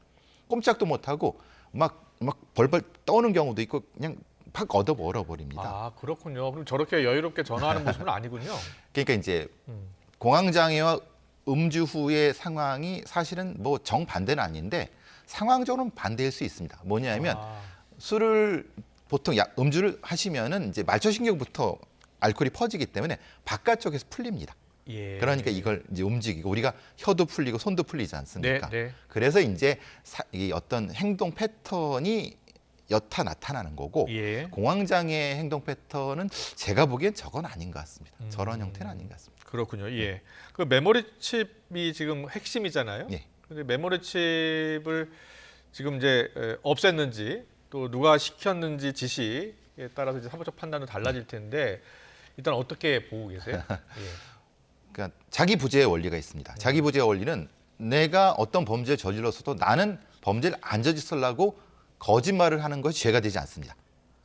자기의 죄는 자기가 거짓말해도 죄가 되지 않습니다. 예. 근데 이제 남한테 거짓말을 해 주시오라고 시키는 거는 교사죄가 됩니다. 그렇군요. 범위 예. 은닉 교사입니까? 예. 말하자면은 예를 들어서 김호중 씨 혹은 김원준 씨 누군가가 저 칩을 없애서 제거해 주십시오라고 하면 그 증거를 없애달라고 교사한 거기 때문에 네. 교사죄가 되는 거고 자기가 자기를 뭐 치워서 그걸 뭐 불에 태우든 뭐든 그건 죄가 되지 않습니다. 예, 그렇군요. 그런데 말이 계속 바뀌고 있어요. 처음에는 매니저가 알아서 메모리 칩을 없앴다. 그 다음에는 대표가 시켰다. 이렇게 해명이 계속 바뀌고 있는데 그 바뀌는 이유는 심리학적으로 어떻게 보세요? 두려움이죠. 예를 들면 어떤 두세 사람이나 서너 사람이 입을 맞췄다 하더라도 사실은 본인의 할당 몫에 대해서는 조금 더 나가거나 덜 나갑니다. 그게 일치가 안 되는 겁니다. 예. 보통의 저런 형태의 집단 심리가 나타날 수 있거든요. 집단 심리적으로 그러니까 한 사람은 사실은 그냥 없앴다고, 한 사람은 누가 시켰다고 하고, 예. 또 입을 맞추고 나서 또 나가면 또 달라집니다. 이게 보통의 저런 특징적인 게 나타납니다. 그렇군요. 예. 지금 뭐 김호중 씨 이제 조사를 좀 받고 있는 건데 혐의를 적용하면 어떤 혐의들이 적용되는 겁니까? 일단은 뭐 뺑소니 혐의 일단은 있고요. 치상죄는 되죠. 예. 지금 저 운전기사분께서 저 입원 치료고 전 진단서까지 끊었기 때문에 예. 당연히 도주치상이 되고 그다음에 이제 지금 상황에서는 뭐 물적 피해도 있는 거고요. 네. 예. 지금 본인은 부인하고 있는데 음주운전 혐의도 있는 예, 거고요. 예, 사실은 그게 제일 큰 것 같습니다. 예. 왜냐하면 본인은 사실 부정하고 있는 부분인데 음주운전 치상죄가 되는 예. 거죠. 그러니까 예. 저건 상당히 큰데 아직은 음주에 대한 부분은 본인은 부정하고 예. 경찰은 입장을 하는 거기 때문에 그렇죠. 예, 요거는 논란의 여지가 있는 거고요. 예. 이제 교사라는 건 맞습니다. 그러니까 그 소속 대표라든가 예. 누군가가 이걸 계속 뭐 없앴다고 하고 없애라고 했다고 하고 네. 했다고 하면 이건 교사죄가 되는 겁니다. 예. 근데 그건 김호중 씨와 연결되는 건지 아니면 김호중 씨는 아니고 소속사 대표가 그걸 한 건지 이 부분은 달라질 수 있죠. 네. 예. 행적을 좀 보겠습니다. 사고 직전에 유흥업소에서 대리기사를 이용해서 집에 갔다가 다른 술집에 가려고 이제 운전을 하고 갔고 그 사이에 사고가 난 거예요. 차가 다르죠. 예, 네. 예. 그리고 사고를 낸 직후에는 또 호텔로 간 것으로 알려졌어요. 자, 그 행적에서는 이제 음주운전을 입증할 만한 어떤 증거, 정황은 없는 거죠. 정확히 말할 수는 없잖아요. 그렇죠. 예. 왜냐하면은 뭐 유흥주점이라고 하죠. 본인이 얘기하니까 네. 유흥주점 같은 데서는 고급 손님을 위해서 이제 대리기사를 불러준다라고 이렇게 하는 서비스 네. 개념으로 하니까 그 자체가 대리기사가 왔다는 것 자체가 술을 먹었다는 것을 의미하는 건 아닐 수 그렇죠. 있습니다. 예. 그 부분인 거요. 거기까지 문제가 아닌데 그 다음에 다시 타고 나오셨을 때 문제는 그때 들이받고 도주한 그 부분은 뭐 이건 빼도 박도 못한 명확한 부분인데 네. 예. 거기서 이제 찾아야 될 것은 물적 증거입니다. 아까 말씀드린 것처럼 옷이라든가 신발이라든가 아니면은 그걸 본 사람의 증언이라든가 이런 것들을 지금 찾으려고 경찰은 지금 하고 있는 거고요. 지금 저 화면상으로는 저건 입증될 수가 없습니다. 왜냐하면 저거는 뭐 그렇죠. 저 상황이 예. 뭐 술을 먹었다 하면 그건 확정할 수가 없는 네. 부분이니까요. 다만 제가 아까 말씀드린 것처럼 본인 말의 진부 여부는 바꿀 수 있죠. 예. 본인은 공황장애 때문에 저런다고 하는데 일반적인 공황장애는 저건 아니니까 네. 그 부분에 대해서는 물론 법정에서 문제 제기할 수 있는데 물론 반대 얘기도 나올 겁니다. 예. 특이 성격이다, 특이 체질이다 이렇게 얘기할 수도 있습니다. 그렇군요. 예. 그런데 집으로 안 가고 다른 곳으로 네. 갔다고 하잖아요.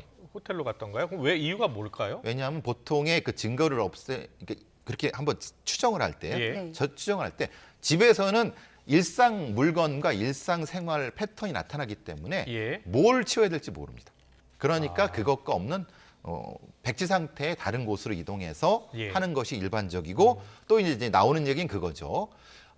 집에 있으면 사실은 이 상황에 대해서 경찰이 당연히 소환 요구라든가 아니면 출두 요구를 합니다. 그리고 와서 체열 검사라도 하자고 하거든요. 그러면 이제 없으면은 사실은 그건 할 수가 없는 거니까 그런 목적일 수도 있습니다. 두 가지가 다 될 수 있죠. 그렇군요. 그런데 이렇게 음주운전으로 의심되는 사고를 낸 다음에 이제 운전자 바꿔치기를 하거나 이제 도주한 사례 예전에도 뭐 특히 유명인의 경우에 그렇죠. 여러 차례 있었고요. 그런데 이제 사고를 낸 후에 도주를 했다가 다시 자백을 하더라도 그러면 이제 음주 측정의 시간을 번 거잖아요. 그렇죠. 지금 이런 수법을 쓰는 게 운전자 바꿔치기의 형량보다 음주운전의 형량이 더 높기 때문이다. 이런 분석도 있는데요. 어떻게 해석하세요? 맞습니다. 그게서 이제 흔히 말하는 사법방해 같은 죄가 형량이 더 높아져야 됩니다. 사실 우리 사법방해라는 것 자체가 그렇게 형량이 높지 않기 때문에 무조건 도망가고 보고 저는 그런 거에 들었습니다. 그냥 개울로 뛰어듭니다. 그러니까 이제 말하자면 도주를 할 때 강으로 뛰어들어요. 자기가 죽을 수도 있는데 그런 경우도 있고 또 어떤 경우는 가게에 가서 막 술을 막 먹습니다. 그건 왜 그런 건가요? 술을 먹었잖아요. 거기서 먹었잖아요. 음주운전으로 먹은 게 아니잖아요. 이건 이제 가르쳐드리려고 하는 것이 아니라 그런 사례가 생깁니다. 그렇군요. 그래서 저런 형태의 사법 방해 행위는 더 엄하게 처벌을 해야 되는데 그 형량의 차이가 크지 않기 때문에 그냥 음주운전 지금 단속하고 있으면 저 뒤에서 그냥 문 열고 막 도망가는 사람들이 있습니다. 절대 그러면 안 됩니다. 굉장히 위험합니다. 그렇군요. 김원중 씨는 지금 본인이 이제 술을 마시지 않았다. 그리고 술잔은 입에 댔지만 마시지 않았다. 이렇게 음주운전 혐의를 계속 부인하고 있기 때문에 경찰은 의심만 하는 거고 증거는 없는 거잖아요. 그 증거는 없죠.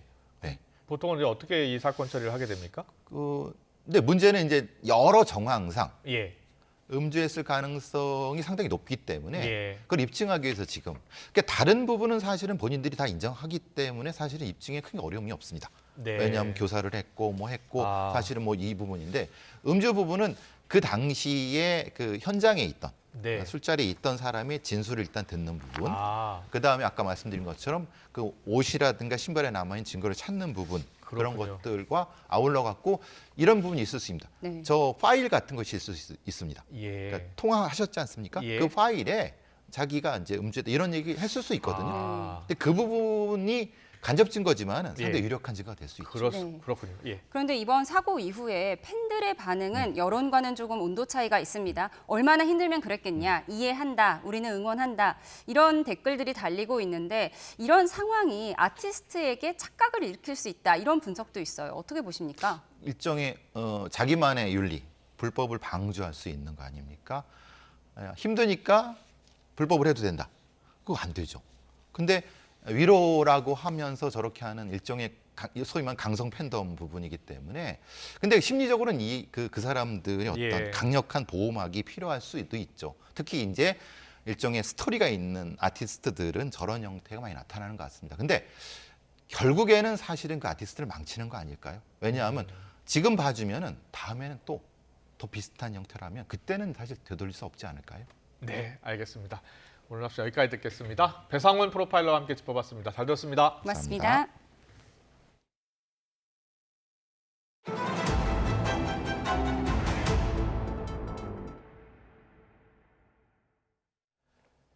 강원 지역으로 이례적 5월 폭설이 기록된 가운데 주말부터는 다시 때이른 더위가 기승을 부리겠습니다. 특히 휴일인 모레는 대구 낮 기온이 31도까지 오르면서 계절의 시계가 한여름에 맞춰질 전망입니다. 정혜윤 기자의 보도입니다. 이번 주말엔 다행히 비 소식 없이 전국이 화창한 날씨를 보이겠습니다. 하지만 지난 15일 강원 산간에 이례적 폭설이 쏟아진 데 이어 이번 주말과 휴일에는 다시 30도 안팎의 한여름 더위가 찾아와 극과 극의 풍경이 펼쳐질 전망입니다. 기상청은 주말 이후 우리나라 서쪽과 남동쪽에 고기압이 자리 잡으며 강력한 고기압 벨트가 형성될 것으로 예상했습니다. 당분간은 찬 공기 남하가 약화하고 남서쪽의 수증기 공급도 약화해 맑고 다소 더운 날씨가 유지될 전망입니다.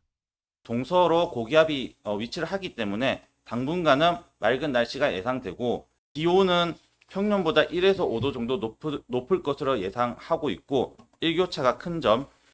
주말과 휴일 서울 낮 기온은 26도에서 28도 사이로 평년보다 2도에서 4도 높겠습니다. 특히 일요일 대구는 낮 기온이 31도까지 치솟는 등 영남 지방을 중심으로 30도 안팎의 한여름 같은 날씨가 찾아오겠습니다. 기상청은 다음 주까지 맑고 더운 날씨가 이어지고 대기 건조 지역도 점차 늘 것으로 우려된다며 산불 등 화재에 유의해달라고 당부했습니다. YTN 정혜윤입니다. 지난달 서울 기준 8개 외식 대표 메뉴 가운데 김밥과 자장면, 또 냉면 등 5개 품목 평균 가격이 한 달 전보다 올랐습니다. 한국소비자원 가격정보종합포털 참 가격을 보면 지난달 서울 기준 김밥 가격이 3,362원으로 한 달 전과 비교해서 39원 올랐습니다.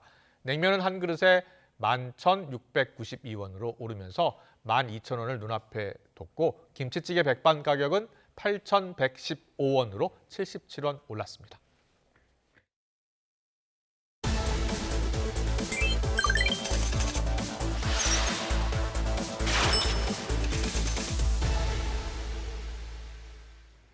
금요일 경제 픽5 시작합니다. 오늘은 김기봉 기자와 함께합니다. 어서 오세요. 안녕하세요.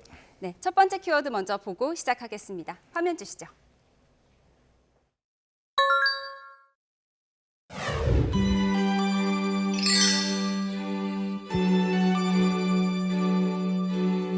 당신은 나의 동반자, 영원한 나의 동반자.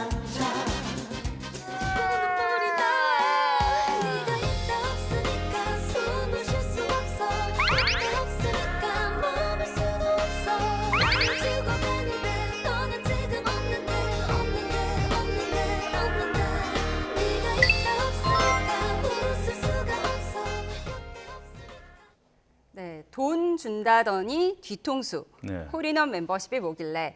네, 이 홀인원이라는 게 이게 어떻게 가능할까 싶은데 또 주변에 하는 사람들도 있더라고요. 그래서 이제 홀인원을 하면 주변 사람들이 기념패를 만들어주고 또 홀인원 한 사람은 한턱을 거하게 되고 이런 문화를 이용한 사기가 있다면서요. 예, 그렇습니다. 저도 골프를 하지만 저는 개인적으로 필드는 물론이고 스크린에서도 한 번도 홀인원을 해본 적이 없는데요.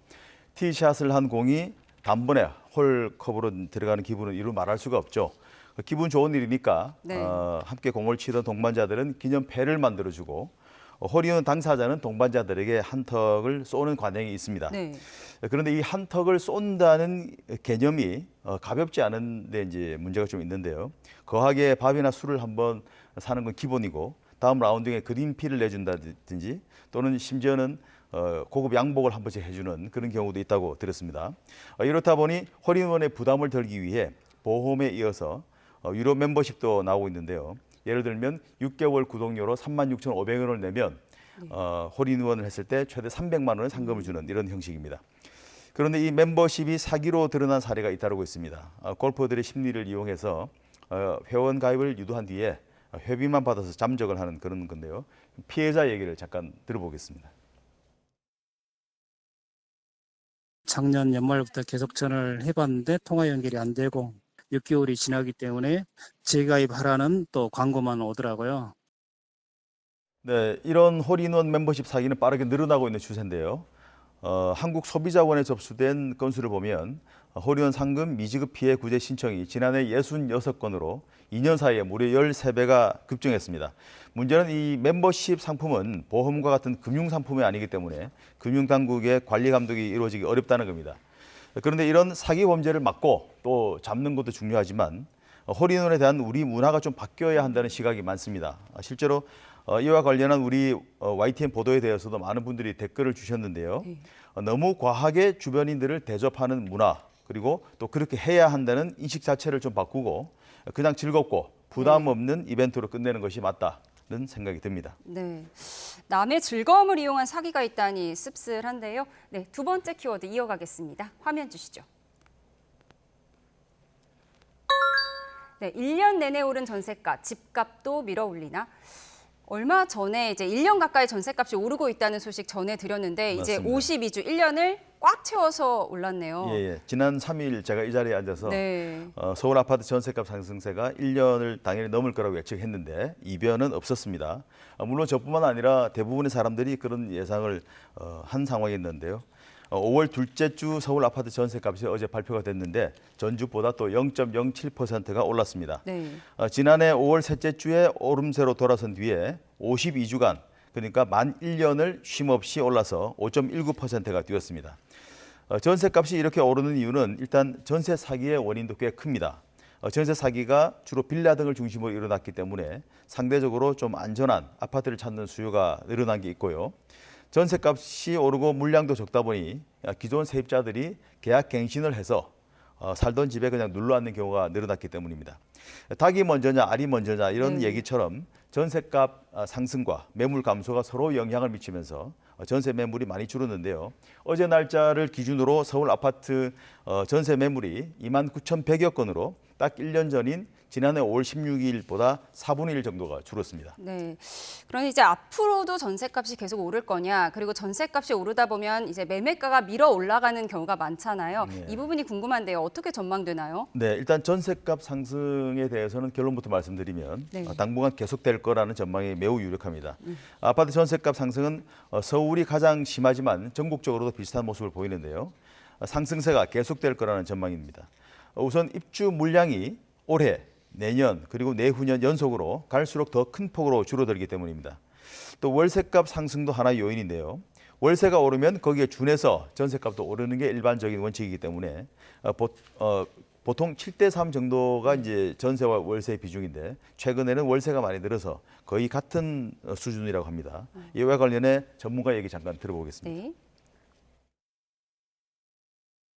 최근 들어서는 전세와 월세가 5대5 비중까지 균등하게 배분되고 있기 때문에 월세 시장 쪽에서의 가격 상승은 전세값 상승을 압박하는 요인으로 작동합니다.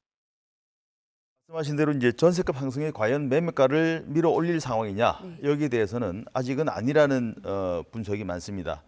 좀 이전부터 전세값을 보면 이미 많이 떨어진 상태라서 그렇기 때문인데요. 그래픽을 잠깐 보면 서울 아파트의 경우 최근 1년간 5.2%가 올랐는데 직전 8개월을 보면 20%가 떨어진 상태이기 그렇군요. 때문에 지금이 심각한 과열 상황은 아니라는 겁니다. 그리고 서울 아파트의 매매가 대비 전세값의 비율이 지금 53% 정도 머물고 있기 때문에 최소 60% 정도는 돼야 매매가에 영향을 준다고 보는 시각이 많습니다. 그리고 전세를 끼고 집을 사는 갭 투자 움직임도 전세가율이 최소 60%를 훨씬 넘어야 나타날 것이기 때문에 지금 전세값이 당장 집값을 밀어 올리지는 않을 것이라는 분석이 유력합니다. 보통 월세가 오르면 전세가 오르고 전세가 오르면 매매가 오르는데 아직은 매매가까지 끌어올리는 수준은 아니다라는 그렇습니다. 분석까지 예. 들어봤습니다. 다음 키워드 보겠습니다. 화면 주시죠.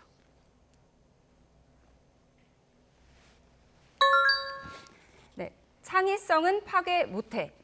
네, 애플을 삼성이 한 방 먹였나 봐요. 그렇습니다. 네, 얼마 전에 이제 네. 애플의 광고가 창의성을 무시했다 이런 논란에 휩싸였다는 보도해드렸는데, 네, 삼성이 이에 대해서 비판하는 광고를 만들었다고요? 맞습니다. 지금 말씀하신 대로 이제 이번 지금 상황을 좀 한마디로 논평을 하자면 네. 삼성이 좀 무리한 광고를 한 애플을 한 방 먹였다, 네. 먹였다 이런 어떤 형국으로 볼 수 있을 것 같습니다. 애플 아이패드 신제품 광고 지난주 경제픽에서 우리 차유선 네, 기자가 소개해드렸습니다. 소개를 한 적이 있는데요. 혹시 못 보신 분들을 위해서 잠깐 다시 한번 보시겠습니다. 네, 화면 보겠습니다.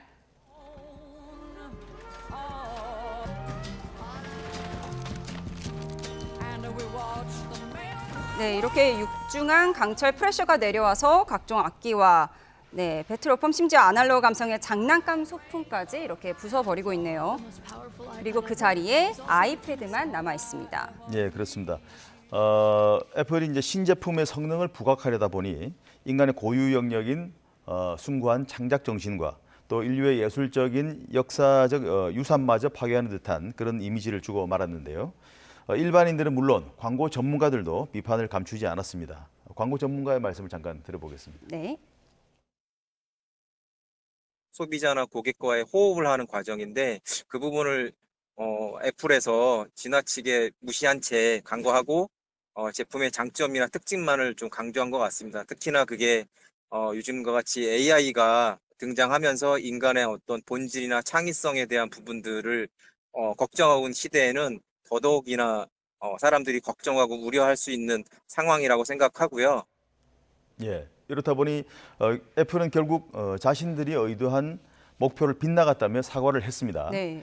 그런데 라이벌인 삼성이 갤럭시 신제품 광고를 내면서 애플의 이 광고를 아주 조용하면서도 신랄하게 꼬집었습니다. 이것도 어떤 광고인지 한번 잠깐 보시죠. 삼성 광고 보겠습니다.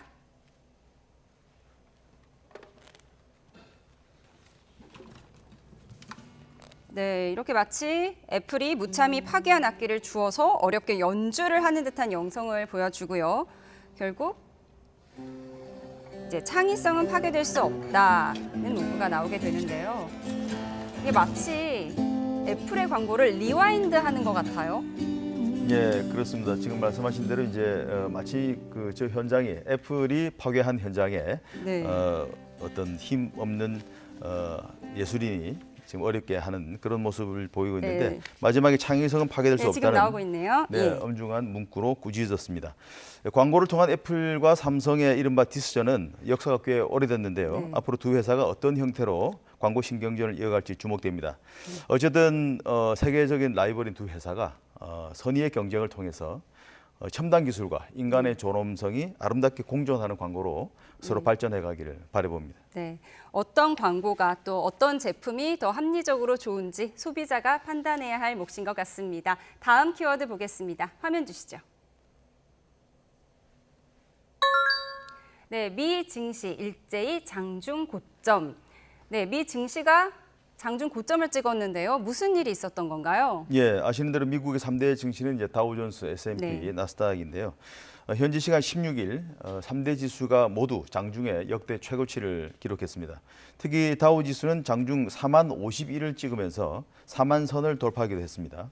물론 4만 선 아래로 내려와서 장을 마감하긴 했지만 2020년 11월 24일 3만 선을 넘은 뒤에 장중에서나마 4만 선을 뚫은 건 처음입니다. S&P 500 지수와 나스닥 지수 역시 장중 역대 최고치를 경신했습니다. 금리 인하 기대가 작용한 건데요. 전날 4월 소비자 물가 지수가 완화한 것으로 발표되면서 올해 연방준비제도의 금리 인하가 시작되는 것이 분명해졌다. 이런 시그널이 시장에 돌았기 때문입니다. 당초 9월로 예상됐던 금리 인하 가능성이 어쩌면 7월로 앞당길 수 있다는 목소리가 나오면서 시장 분위기가 업된 겁니다. 하지만 연준 당국자들은 일단 신중한 발언을 하고 있습니다. 네. 인플레이션 기조가 완화된 건 사실이라면서도 아직 금리 인하로 바로 연결할 상황은 아니다. 이런 식의 멘트를 각 지역에 있는 연준은행 관계자들이 잇따라 내놨습니다. 이런 발언으로 인해 뉴욕 증시는 장 후반으로 가면서 힘을 잃고 약간 소폭 하락으로 장을 마치긴 했습니다. 미국의 금리를 결정하는 FOMC는 앞으로 6월 중순과 7월 말 그리고 9월 중순 등 올해 5차례 더 남아 있는데요. 금리 인하를 앞당기는 물가 그리고 고용 등 경제 지표들이 어떻게 나와주느냐에 따라 시기가 결정될 것으로 보입니다. 미국의 금리 인하는 한국은행 금리에 직접 영향을 미치고 또 우리 주식시장은 물론 부동산 시장에도 연쇄적인 반응을 미치기 때문에 네. 추후 연준의 신호가 주목됩니다. 네, 미국 연준의 결정과 또 우리 증시, 부동산의 흐름까지 지켜보도록 하겠습니다. 네, 마지막 키워드는 영상으로 준비했습니다. 화면 주시죠.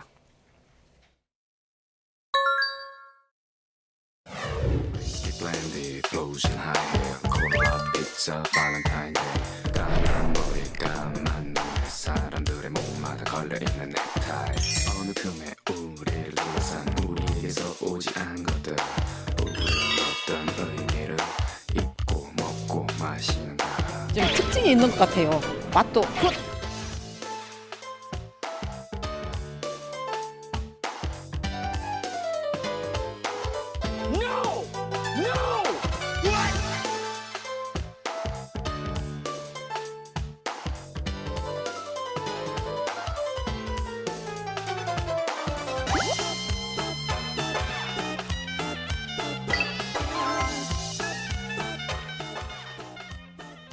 네, 성심당 빵집이요. 네. 네, 엄청난 영업이익으로 화제가 됐었는데 이번엔 월세 때문에 또 화제가 되고 있어요. 네. 얼마길래 그런가요? 예, 그렇습니다. 우선 금방 영상으로 보시는 것처럼 대전역 청사를 오가는 사람들의 네. 손에 들려있지 않으면 이상할 정도로 인기가 큰 빵집이 성심당인데요.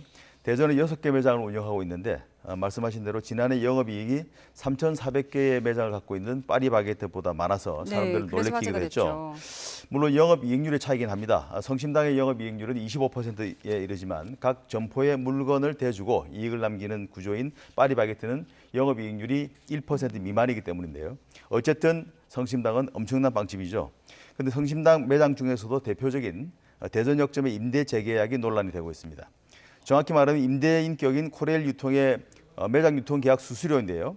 코레일 유통은 최소 가게 월 매출의 17% 이상이라는 내부 규정을 근거로 지금까지 기존 월세 1억 원보다 4배 이상 높은 4억 4,100만 원을 제시했습니다.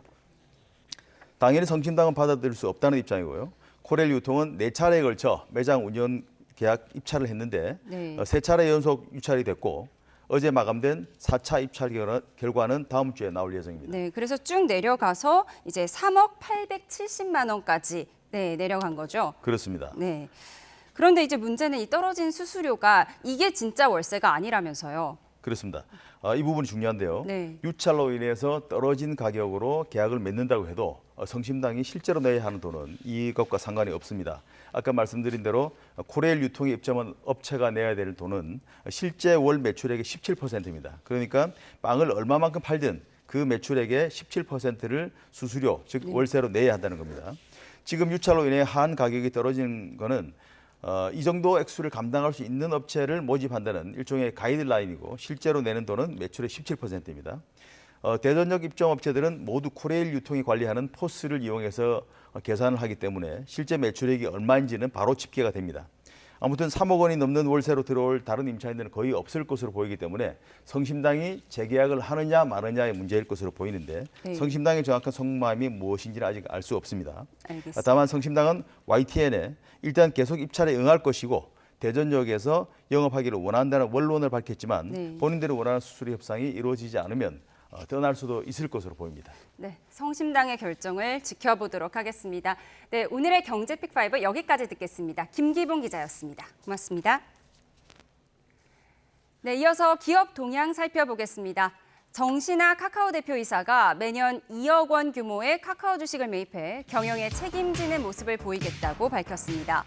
정 대표는 주주들에게 보내는 서한에서 매년 2차례에 걸쳐 1억 원 규모의 카카오 주식을 장내 매입한 예정이라며 대표이사로 재직하는 동안에는 매도하지 않겠다고 설명했습니다. 1분기 글로벌 TV 출하량이 지난해보다 감소한 가운데 삼성과 LG가 각각 출하량 1위와 4위를 차지했습니다. 글로벌 시장 조사 업체 카운터포인트 리서치에 따르면 삼성전자는 출하량과 매출액 기준 1위를, LG전자는 올레드 TV 시장에서 점유율 49%로 1위를 차지했습니다. SSG닷컴이 오늘부터 오는 23일까지 호주산 양고기와 소고기를 최대 반값에 할인 판매합니다. 호주축산공사협업회 양고기 5종을 만원대 특가로 선보이며 호주산 소고기도 반값 수준으로 구매할 수 있습니다. 요기요가 서울 지역 고객들을 대상으로 포장 주문 시 7% 할인 행사를 진행합니다. 요기요 고객이라면 최소 주문 금액 없이 7% 할인을 무제한 받을 수 있으며 할인 쿠폰과 중복 적용이 가능합니다. BHC 치킨이 배우 전지현과 10년간의 동행을 끝내고 황정민을 새 모델로 선정했습니다. BHC 치킨 측은 황정민이 다양한 작품에서 신선한 캐릭터에 도전하는 점이 브랜드의 철학과 닮았다고 발탁 배경을 설명했습니다.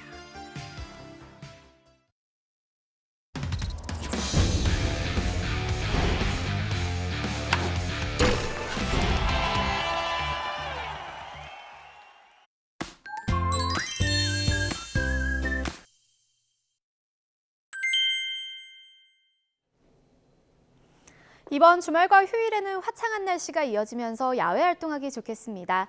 다만 기온이 오름세를 보이며 날이 더 더워지겠는데요. 내일은 서울이 한낮에 26도, 모레는 28도까지 크게 오르겠습니다. 낮 동안에는 반소매 차림이 어울리겠지만 크게 벌어지는 일교차는 염두에 두셔야겠습니다. 맑은 날씨 속 동쪽 지방과 제주도는 대기가 무척 건조하겠습니다.